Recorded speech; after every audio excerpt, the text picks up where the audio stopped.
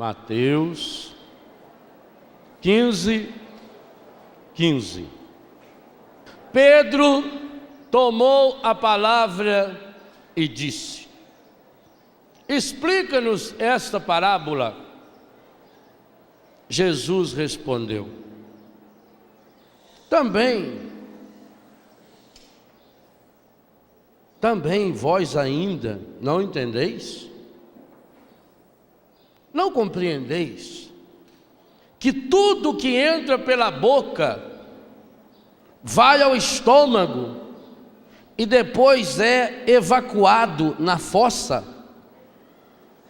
Mas o que sai da boca vem do coração, e isso é que torna impuro. É do coração que saem as más intenções, homicídios, adultérios, imoralidade sexual, roubos, falsos testemunhos, calúnias. Isso é que torna alguém impuro. Palavra da salvação. Veja que maravilha a tradução da Bíblia da CNBB. Sem dúvida nenhuma, hoje, uma das melhores traduções que nós católicos temos a graça de ter em mãos, até porque foi assumida pelas 7 editoras católicas. O contexto dessa passagem nos ensina muito a respeito da cura interior, de modo especial, a cura das mágoas e dos ressentimentos, que é o que nós queremos experimentar e já estamos experienciando nesse acampamento. Jesus ontem teve uma atitude violenta. O Evangelho nos dizia que Jesus fez um chicote. Ele não pegou um pedaço de vara que estava lá, ele fez. Demorou para fazer. Foi intencional. E ele entrou no templo com aquele chicote que ele tinha feito, derrubou as mesas dos cambistas, gritou com os vendedores e expulsou. Porque o zelo por sua casa, pela casa do Pai, devora o seu coração. E nós deixávamos uma pergunta no ar ontem, no encerramento da nossa reflexão: por que será que Jesus agiu dessa forma? Por que será que Jesus agiu de modo tão violento? Por que será que o retrato de Jesus, que nos aparecia naquele capítulo 2 de São João, é um Jesus tão diferente daqueles que muitas e muitas vezes nós estamos acostumados a enxergar? Ora, se aquilo não foi um descontrole emocional, porque se tivesse dito que Jesus pegou uma vara que estava ali perto e deu uma batida, alguém podia dizer, foi um momento de fraqueza, foi um descontrole. Mas São João, o homem que levou 60 anos para escrever o Evangelho, e que pensou e repensou em cada detalhe do Evangelho, cada texto do Evangelho de São João tem uma riqueza profunda de detalhes. Ele não quis pura e simplesmente reproduzir o que os outros evangelistas tinham escrito, ao dizer para nós que Jesus fez, Ele mesmo, com a mão, teceu um chicote. Significa que Jesus estava muito consciente daquilo que Ele fez. E se com tamanha consciência, Jesus, o Filho de Deus, no lugar mais importante para o seu povo, que era o templo, é capaz de ter uma atitude dessa, tem que ter uma causa muito séria. E qual é essa causa? A cura interior. É fabuloso quando nós entendemos que nem diante de doenças gravíssimas o Senhor teve atitudes tão sérias. E por que Ele teve essa atitude tão séria aqui? O capítulo 15 de Mateus nos ensina, porque ele está no mesmíssimo contexto de João capítulo 2. assim como Marcos capítulo 7, Lucas capítulo 6. São textos que se comparam, o contexto é o mesmo. E esse que nós acabamos de ler, a partir do versículo 15, é quando Pedro pede para ele: explica para nós essa parábola.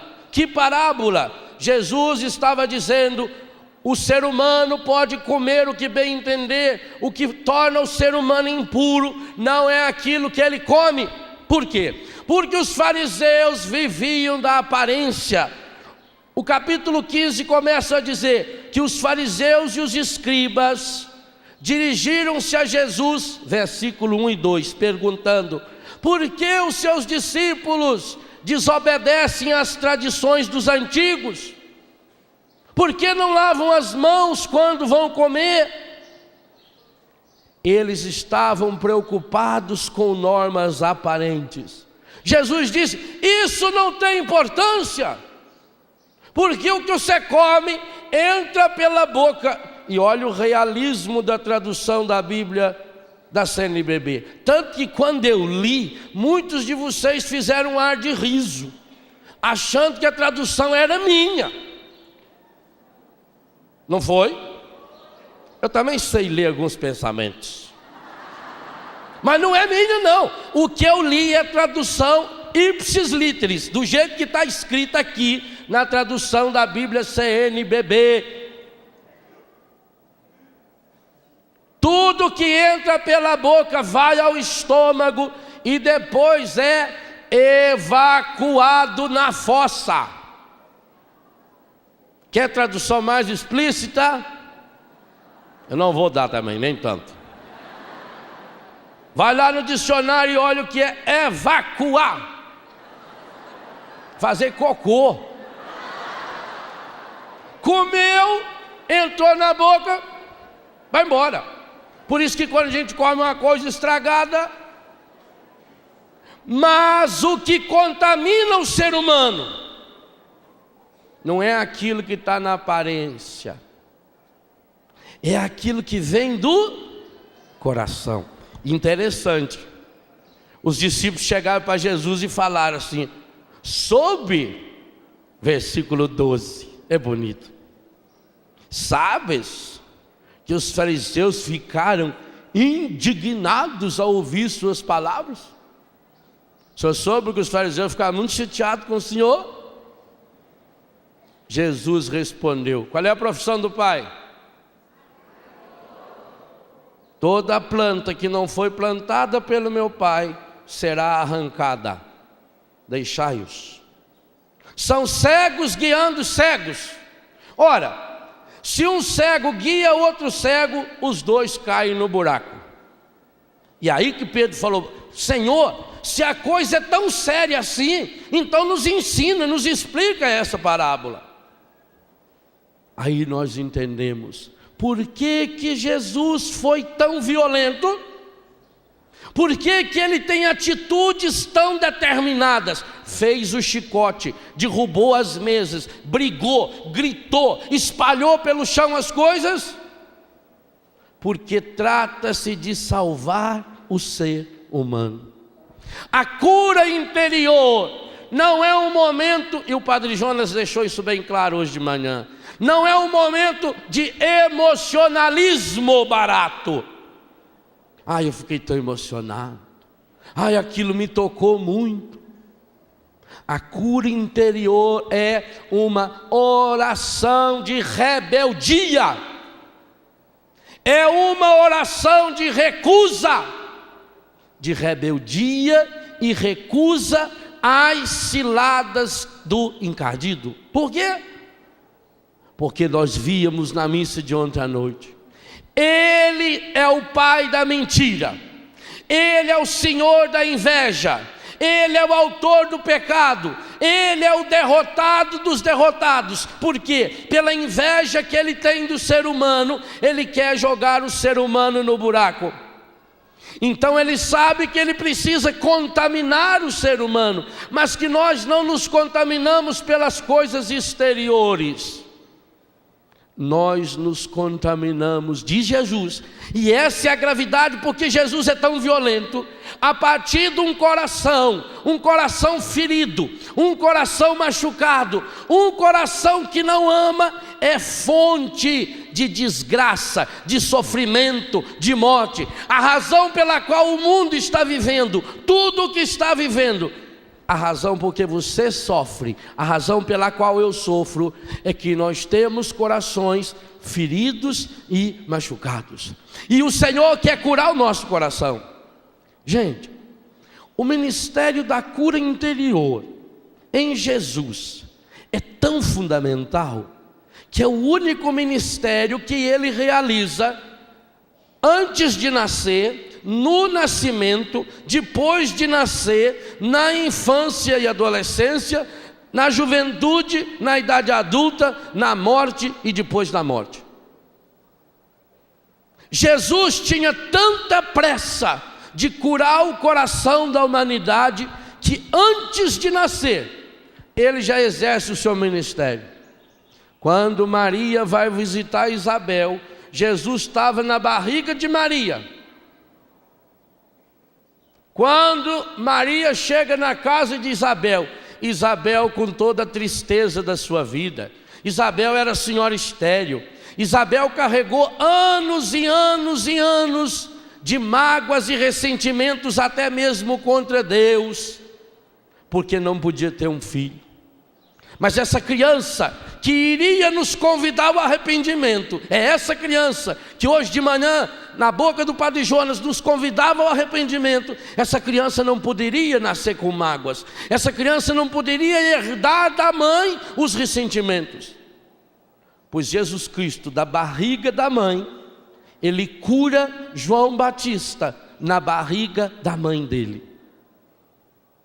Isso que a psicologia moderna descobriu fazem 40, 50 anos, a Bíblia fala faz 2000 anos. 2000 anos. E ainda não faz só um diagnóstico do problema, porque a psicologia pode nos ajudar muito a fazer um bom diagnóstico do problema. Por que você tem esse problema? Qual é a causa desse problema? Pode até ajudar você a compreender o problema, mas não pode passar disso. Jesus é o único que pode ir à raiz do problema, porque Ele é a expiação de Deus, Ele é o perdão de Deus, Ele é o nosso Salvador. E isso aqui é muito importante.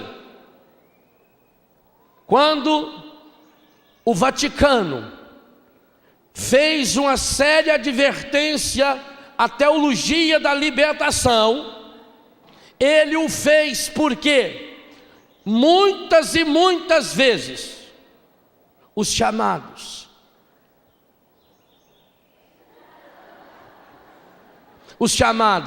teólogos da libertação estavam apresentando um Jesus Cristo puramente libertador social. E a igreja foi severa e disse: isso está errado. Jesus não é aquele que vem só para ajudar que a gente se organize socialmente. Pois hoje eu diria que está na hora da igreja mandar uma carta também a muitos e muitos católicos que pregam um Cristo intimista, como se fosse o meu terapeuta, o Cristo da nova era. A nova era, ela não vai contra Jesus no sentido histórico de falar mal dele, não. A nova era quer mostrar um Jesus da era de Aquários. E quem é esse Jesus da era de Aquários? O Jesus da era de Aquários é um profeta poético, é um cara que ensina parábolas bonitas, ou coisa que se valha. É alguém que sabe falar palavras bonitas, é alguém que leva você a um momento emocional. Esse não é o Jesus Cristo apresentado no Evangelho. Esse não é o Jesus Cristo da cura interior. O Jesus Cristo da cura interior não é o Jesus Cristo da autoajuda. É o Jesus Cristo da rebelião. É o Jesus Cristo que arma um chicote para dizer para mim e para você: o primeiro passo para a gente expulsar do coração as raízes disso aí que está nos contaminando, é a gente também fazer um chicote. Ou seja, você vai ter que fazer o seu. Ah, como era dolorido quando a mãe mandava a gente ir no mato arrumar um galho de pitangueira para a gente mesmo poder apanhar. E aí se trouxesse um galho muito curto, apanhava com aquele e depois ia buscar outro. Escolha a surra. Faz igual o rapazinho que saiu da escola correndo. Mas o rapazinho corria. Aí um senhor vendo ele correr, falou: ô menino, que você está correndo tanto? Ele falou: que hoje saiu o boletim, eu vou mostrar para minha mãe. Ele falou: ah, que beleza, nota boa. Ele falou: nada, tudo vermelho. Seu filho, mas você está correndo para mostrar para sua mãe? A sua mãe não vai ficar brava? Falou: minha mãe vai me dar uma surra. Falou: menino, vem cá, eu vou levar você no nosso grupo de oração, vou fazer uma oração de cura para você, que você tem problema mental. Você sabe que a sua mãe vai bater em você. Sim, senhor. E você está indo para casa correndo. Falou: tô. Ô filho, você não é certo das ideias, filho. Aonde já se viu você querer chegar logo em casa para poder apanhar? Falou: não, eu só quero chegar antes do meu pai, porque senão é ele que vai dar a surra. A surra do pai é mais forte. Então é duro você ter que buscar o chicote. Mas Jesus diz que tem que fazer o chicote. E o que significa fazer esse chicote? E um chicote de cordas. Corda é um monte de coisinha que você tem que ir juntando, amarrando, trançando. Então eu tenho que fazer um exame da minha consciência. Eu tenho que amar esse chicote. Eu tenho que descobrir onde estão as minhas áreas fracas. Aonde que eu sou limitado? Em que áreas eu percebo a minha fraqueza?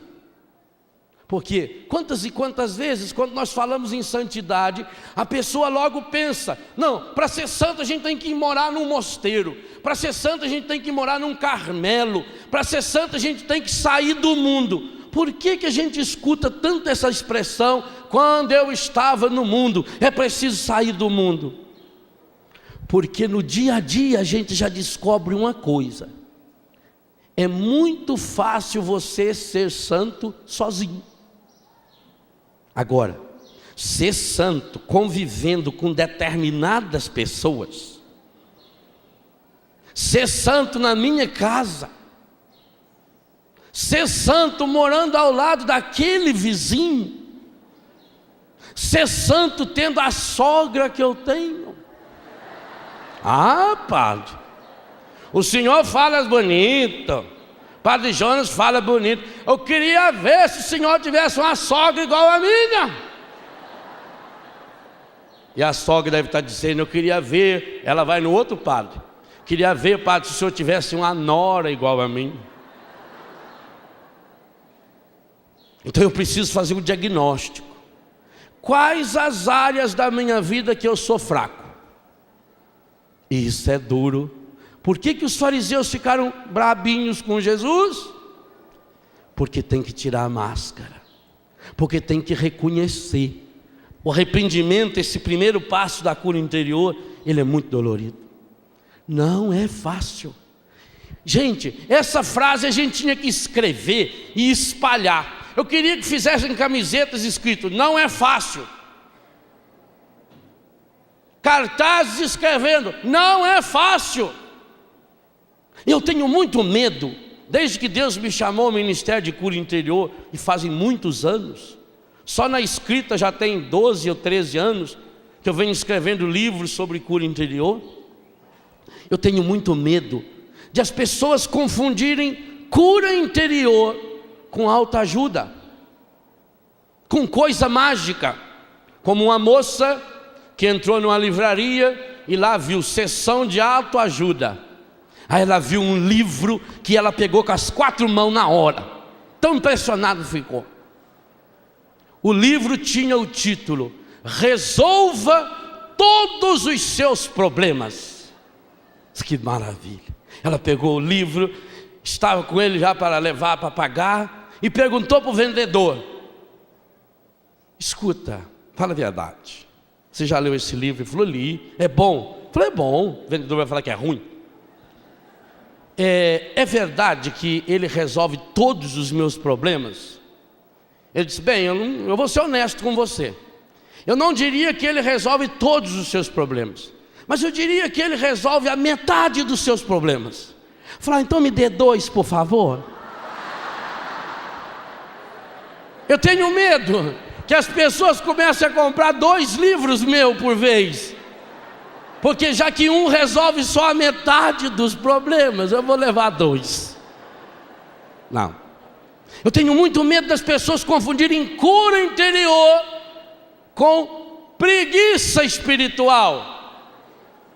Eu tenho medo que as pessoas confundam cura interior com uma vida fácil. Ai, Senhor, eu estou tão bem. Ai, que paz eu estou sentindo. Está tudo bem com você? Tudo bem. E a sua mãe? Morreu. Ah, morreu, mas tudo bem. Sua avó? Morreu. Seu tio? Também morreu. Outro dia eu recebi uma família amiga. Eles tinham perdido um filho de 19 anos. E eles foram até lá em casa para pedir que eu fizesse uma oração por eles, porque eles estavam sofrendo muito. E nós levamos mais de 2 horas conversando, eu tentando mostrar para eles, se eu fosse fazer uma oração, eu ia pedir a Deus que eles sofressem mais. Estou errado? Gente, um pai e uma mãe que perde um filho de 19 anos de idade e não quer sentir nada, quer tomar remédio. Hoje nós não aprendemos a trabalhar os sentimentos, e aqui está um problema muito sério. Sabe por quê? A única coisa que revela quem você é, de fato, são os seus sentimentos. As minhas ideias não refletem o que eu sou. Eu posso estar falando convictamente de ideias que eu li num livro, eu leio bem no livro, eu estudo. Não tem esses políticos que têm assessoria de imprensa? Eles tem gente que prepara o texto para eles, eles dão uma olhada ali, uma facilidade de memorizar e pronto. Eu posso fazer longos discursos, mas eu não estou mostrando quem eu sou. São ideias de outras pessoas que eu li, decorei. Agora meus sentimentos não. Quando eu tenho a graça de revelar os meus sentimentos, então eu estou mostrando quem eu sou. A pessoa que me conhece: ah, você conhece o fulano? Conheço, eu ouvi uma música dele. Ouvi a música dele, você não o conhece. Ele pode ter ido num estúdio e gravado cada palavrinha, depois puseram num aparelho lá chamado Pro Tools, aquilo acertou a voz dele, ficou beleza. Pode ser até alguém com voz parecida cantando no lugar dele. Quantos artistas famosos a gente sabe que faz isso? Ah, eu conheço fulano, eu li um livro dele.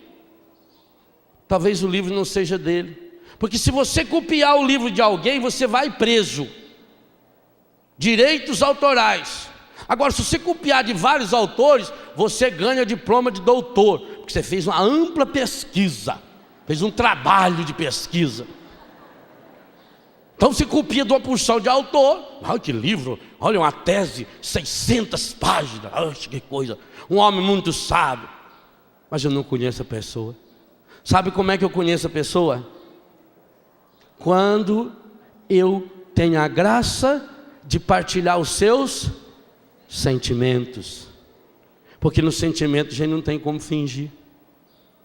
É por isso que a mulher diz assim: padre, meu marido, ele é terrível, padre. Lá no serviço, padre, só para você ver, ele é alegre com todo mundo, ele está sempre rindo. Ah, padre, quando chega lá em casa, ele entra a porta dentro, já entra dando coice, e está com aquela cara emburrada. É o único lugar que ele pode tirar a máscara. Por que que o encardido faz, através da televisão normal, das novelas principalmente, por que que ela faz uma campanha dia e noite contra a família? Por quê? Porque na família é o único lugar que você pode ser você mesmo. Coisa mais gostosa do mundo é quando a gente vai na casa da gente. Eu, quando fiquei padre, eu pedi, porque meus pais são muito católicos, amam demais os padres, mineiro. Quando eu fiquei padre, eu pedi uma coisa para minha família: dentro da minha casa, eu não quero ser chamado de padre, nunca.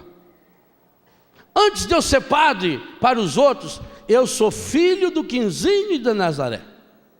Eu tenho que tomar a benção do meu pai e da minha mãe. Lá eu posso andar sem clésima e até sem camisa. Lá eu sou filho. Lá na minha comunidade Betânia, a mesma coisa. A minha alegria é quando um filho me chama de Léo, de Leozão, ou de pai, ou seja do que for. Porque eu preciso e você precisa de um lugar aonde você possa tirar as suas máscaras, inclusive as máscaras boas, aonde você pode ser você. E esse lugar privilegiado é a família, é a comunidade. Por isso que o encardido luta contra a família. Aí cria famílias, onde cada um está no seu cômodo, para que não deixe vir à tona o seu sentimento. Você já notou como existe remédio para mudar o seu sentimento? Aquilo que o padre falava daquele remédio que você passa na hora e resolve o problema. Se fosse só aquele dessas contusões, não seria problema. O problema é que hoje há mais de 100 mil remédios criados no mundo para modificar aquilo que você está sentindo. Você quer alegria? Tome Prozac. Pode acontecer o que aconteceu, você está alegre. Tomou 15 comprimidos. Eu não estou falando aqui de pessoas doentes que precisam tomar Prozac, Anafranil, Lexotan ou outros. Não. Aliás, se a pessoa tiver um pouquinho de inteligência, entende o que eu estou falando. Como também o padre Jonas não estava falando que é errado colocar remédio no machucado. Não estamos falando disso. Se você tem essa doença, é comprovado que você tem essa doença, vá se tratar. Mas não como estão se fazendo, como está se fazendo hoje. Hoje morre uma pessoa para dar notícia. Não, primeiro dá um comprimido para a pessoa. Ela não vai suportar. Uai, mas não era gente que a criou? O que não acaba? O dia que nasce já sabe que vai morrer. Não, fica muito traumatizada. Sabe quando a gente sabe que uma pessoa ama para valer? É em velório. Em velório é o lugar melhor que tem de você saber se a pessoa ama. Porque se você vê a pessoa descabelada, minha Nossa Senhora, por que aconteceu isso? Por que levou? Pode saber. Peso de consciência.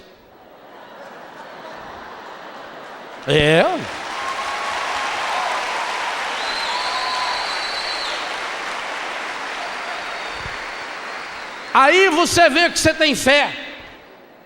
A pessoa do coração curado, ela sofre, mas é diferente. Vou dar um testemunho que muito me tocou. Ela deve estar me assistindo. Quando meu irmão mais velho morreu, uma morte absurda e estúpida, morreu de besta, porque bebia muito e não quis parar de beber. A hora que quis parar de beber foi tarde. Está no céu agora, porque lá não tem cachaça. Lá não tem água ardente, lá tem água viva, então está sossegado. Dodô morreu, foi uma morte estúpida, 44 para 45 anos de idade. Como diz papai, mãe nenhuma cria filho para morrer. A morte dói. Então, alguns dos nossos pensavam, como será que a mamãe vai reagir? Mamãe muito amorosa conosco. Fomos criados numa família muito amorosa. Graças a Deus. Alguns falavam, quem sabe, como a capela fica do lado da Santa Casa, se for preciso, chama um médico, porque a dona Helena não vai aguentar. Levamos o corpo, umas 4:30 da manhã, cheguei em Itajubá, telefonei, trouxeram mamãe. Eu fui buscar ela e o papai na porta da capela, claro que chorando, seguraram no meu braço e fomos. Mamãe chegou do lado do caixão, deu um beijo na testa do Dodô, aquele silêncio. Dona Nazaré enfiou a mão no bolso, tirou o terço e começou: creio em Deus Pai Todo-Poderoso, Criador do céu e da terra. Entende o que é coração curado? É isso. É na hora do sofrimento. Ali eu descobri mais ainda a mãe que eu tinha. Isso é sentir. A fé é sentimento, é emoção. Mas não é aquela emoção descabelada desse povo que em vida não escreve um bilhete para o outro, e depois que morre vai atrás dessas antas que tem por aí para ver se manda alguma carta psicografada para a pessoa. É burro. Porque veja, se o sujeito não sabe nem o endereço da casa dele para mandar a carta, como é que você sai daqui, você vai lá em Beraba, em Berlândia, não sei aonde? O sujeito em vida nunca foi lá na Uberaba, na Uberlândia, não sei aonde. Depois de morto, como é que ele acha aquele endereço? Não é burro? Manda um e-mail, telefona, liga para o celular, vai lá no banheiro e escreve com o batom: é eu. Agora vai lá, tá mandando dizer que tá bem, viu? Que tá tranquilo. Ai, que tá. Tem gente que é besta e tem gente que gosta de ser besta. Como é que você viveu a sua vida? Então, o encardido quer destruir nossos relacionamentos. Por quê? Porque, e aqui está a seriedade da coisa. Jesus não ia pegar chicote só por isso. Jesus não é só um psicólogozinho, não. Jesus não vem ensinar uma terapia de autoajuda. Jesus é Salvador. E quando Ele fala da necessidade da cura interior, Ele está falando, e Ele está nascendo e morrendo por isso. Por quê? Porque a pessoa, gravem bem essa frase, a pessoa que não permitiu que o Espírito Santo de Deus cure o seu coração, essa pessoa já comprou um ingresso carimbado de primeira classe para o inferno. Isso é muito grave. E quem falou isso foi Jesus. Em todas as listas de pecado, como essa que nós acabamos de ler de Mateus 15, Marcos capítulo 7, Lucas capítulo 6, Gálatas capítulo 5, Efésios capítulo 4, 1 Coríntios 3, 5 e tantos outros textos, a carta de Tito inteiro, 1 e 2 de Pedro inteiro, 1 de São João inteira. Em todas elas há uma certeza: quem não ama vai para o inferno. Está escrito. Você não ama? Eu sinto em dizer para você, mas nós não vamos se encontrar no céu. Quem não ama vai para o inferno. Não só vai para o inferno, já começa a criá-lo aqui. Por isso, gente, olha o que Jesus falou, João capítulo 13, versículo 34 e 35. Isso está no meu livrinho Cura Interior.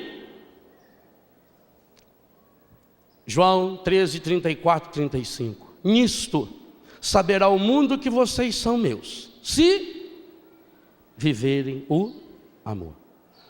Qual é a carteira de identidade do cristão? Amor. E amar quem? a Deus sobre todas as coisas, com toda a tua força, com todo o teu pensamento, com todas as tuas emoções, com todo o teu sentimento, com todo o teu corpo, e ao próximo como a ti mesmo. Agora responda com toda sinceridade: você consegue fazer isso? Talvez a gente vai ter que fazer igual aquele aluno. O professor chegou com a pilha de prova e só nota 0, 1, 2. Ele falou: eu fico impressionado em ver uma turma de burro na minha frente. O que adianta eu falar, explica, vocês são burros. E o pior é que vocês são burros, mas vocês não assumem que são burros. Os alunos, eu estou falando para o bem de vocês. Deixa de ser burro. Ao menos, pelo amor de Deus, assumam que são burros. Mas eu quero ver se vocês têm coragem disso, professor. O aluno aqui, que realmente reconhecer que é burro, fica de pé. Diz tudo sentadinho. O aluno que se reconhecer burro, faz favor, fica de pé. Vocês são burros e não aceitam que são burros? Quem é burro aqui fica de pé. Genésio se levantou.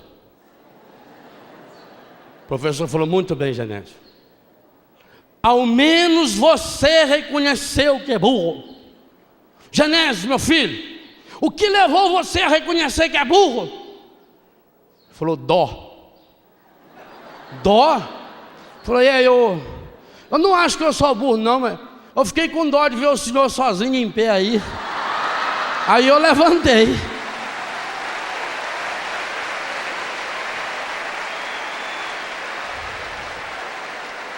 Ah, é difícil reconhecer. Porque enquanto eu estou falando para o outro se levantar, eu não percebo que eu estou de pé. Quando eu falo fulano é burro, aqui, nunca aponta para a pessoa com o dedo.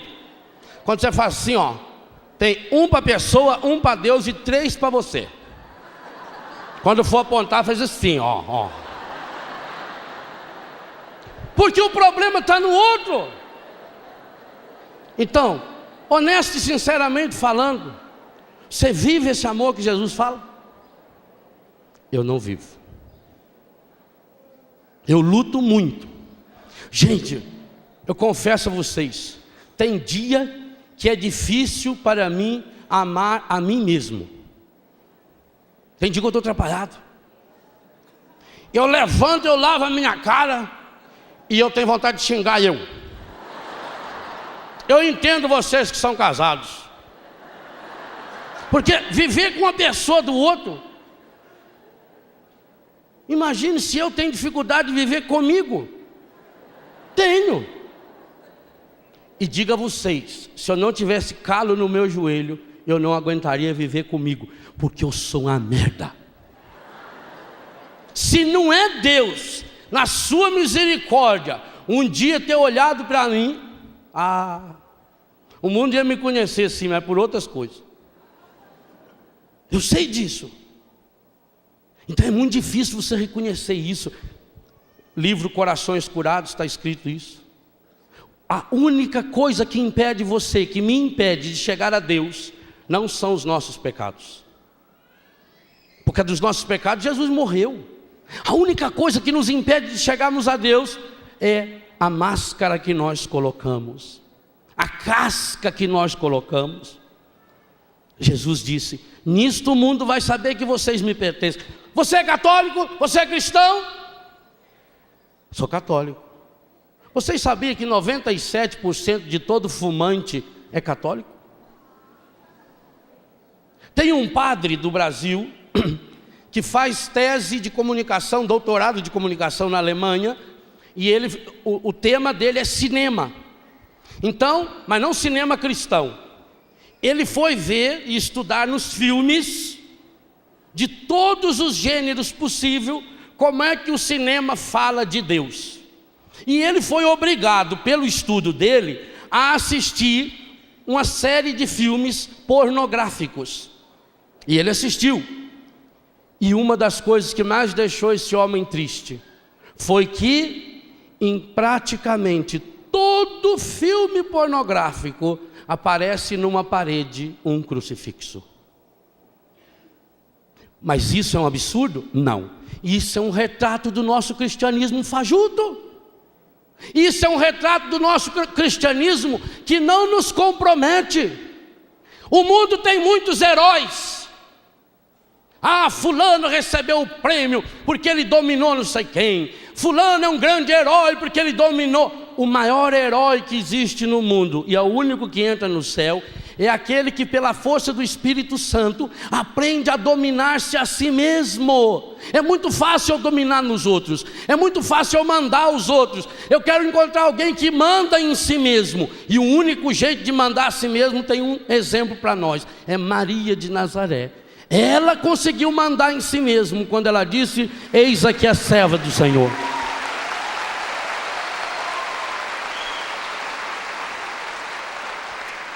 E por isso, o encontro de Deus com Maria e o encontro de Deus com Eva é completamente diferente.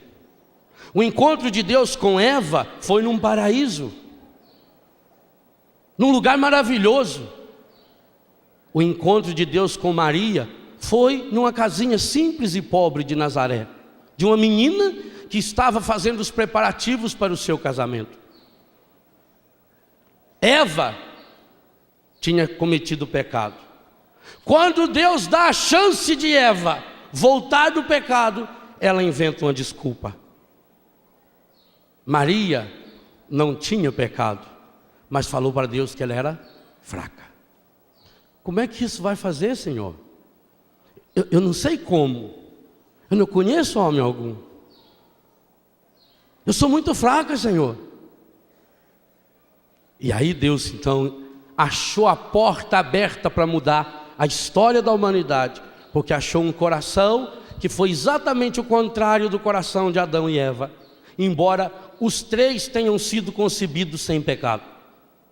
Adão e Eva também foram concebidos sem pecado. Maria na obediência: eis aqui a serva do Senhor, faça-se em mim segundo a sua palavra, não segundo a palavra da serpente, porque serpente não fala, não segundo as desculpas que o mundo me ensinou, segundo a sua palavra. Se você quer ser feliz do jeito de Maria, você tem que aprender a obedecer do jeito de Maria, não tem outro jeito. Agora, isso não é fácil. Cura interior não é fácil, cura interior é muito difícil. Cura interior é um processo de uma vida inteira. Cura interior é cair e levantar, mas é saber para onde vai. Para chegar à graça da cura interior, é preciso em primeiro lugar querer, e em segundo lugar revestir-se dessa força de Deus. Por isso que por si só você não consegue. Padre, eu queria perdoar, não consigo. E não consegue mesmo. E ainda tem um detalhe: às vezes que você ou eu conseguimos perdoar, não é perdão, é desculpa. Por quê? Eu consigo perdoar se a pessoa reconheceu os seus erros, se a pessoa reconheceu sua fraqueza, se a pessoa pediu muitas desculpas. Então eu, num excesso de bondade, eu desculpo, mas deixo bem claro que isso não se repita. Isso não é perdão? Perdoar é dar-se a quem não merece. É fácil isso?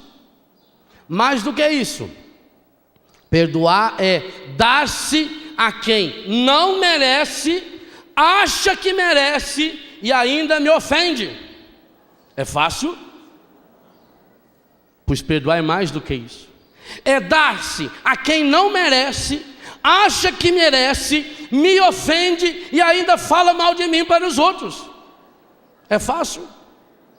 Só tem um jeito de perdoar: deixando seu coração ser revestido pela ternura e pela misericórdia do coração de Jesus. Esse é o segredo da cura interior. O primeiro passo para a cura interior. Mas para que isso aconteça, eu preciso saber onde eu quero chegar. E por isso não pode ser fraco. Você já viu na televisão quando mostra aqueles peixes, quando eles começam a nadar rio acima para se reproduzir. Peixe fraco não se reproduz. Para se reproduzir, e reproduzir muito, porque cada peixe consegue reproduzir milhares de outros peixes. É preciso ter a coragem de nadar contra a corrente. Você devia assistir, se um dia ficar sabendo que vai passar, de vez em quando passa na televisão, um especial feito sobre a reprodução dos salmões. O salmão é um peixe que vive no mar, mas ele nasce na água gelada do rio. Lá onde as geleiras vão se derretendo, forma aquele lago gelado, é ali que o salmão se reproduz. E depois, quando ele cresce, ele começa a descer pelo rio, aquelas pirambeiras enormes, aquelas cachoeiras, até chegar no mar, e ele vive no mar. Ele vive 3 anos e meio, 4 anos em média. Com essa idade, está chegando o fim da vida dele, e o final da vida dele é a hora da reprodução. E aí ele tem que sair do mar, achar o mesmo riacho, o mesmo, e começar um processo de nadar riacho acima, água gelada, correnteza, às vezes blocos de gelo inteiro que vem escorrendo. E ele vai, e ele vai, e ele sobe, e ele vence as resistências, e ele vence os pescadores, até chegar lá em cima. É um longo processo. A cura interior é esse processo. Se você não estiver disposto a iniciar esse processo, é bobagem, não vai conseguir. Agora, para iniciar esse processo, primeira coisa, onde eu quero chegar? Se você quer chegar no céu, se você quer herdar o reino, se você quer viver a felicidade, o primeiro passo, eu quero chegar lá. Segundo passo, absolutamente fundamental, você não pode dar ouvidos àqueles que estão à sua volta, principalmente músicas, novelas e filmes que pregam a felicidade fácil.